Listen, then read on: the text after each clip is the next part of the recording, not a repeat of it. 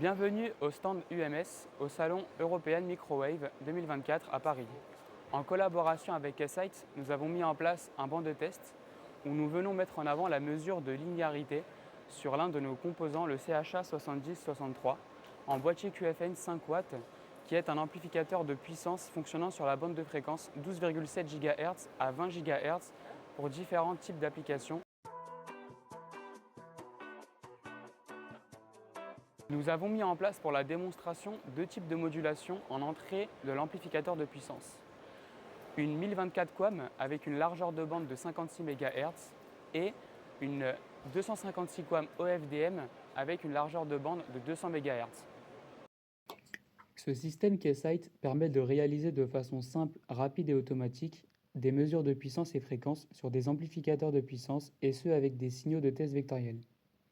On peut ainsi obtenir les valeurs de NPR, ACPR, ACP, EVM, PAE d'un amplificateur sur des balayages de fréquences et puissances. Le PNAX est le cœur du système. L'utilisateur décide du signal de test, par exemple QAM, OFDM, NPR, via l'IHM du PNAX qui envoie les datas en format numérique I et Q à la source vectorielle. Le signal de test étant calibré en entrée, la mesure s'obtient par corrélation spectrale permettant de décomposer le spectre de sortie. L'EVM se calcule depuis la partie de distorsion du signal de sortie. Le signal calibré est injecté sur l'entrée du DUT, puis son signal de sortie est analysé et un calcul de prédistorsion est fait et envoyé sur la source qui rejoue le signal modifié. Ce même processus est répété par itérations successives jusqu'à atteindre les valeurs de distorsion souhaitées.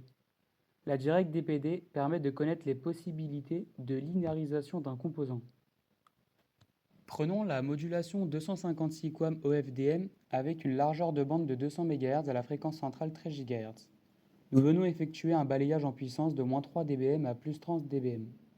Sur la fenêtre du dessus, nous visualisons les traces spectrales d'entrée et de sortie qui s'actualisent à chaque changement de puissance.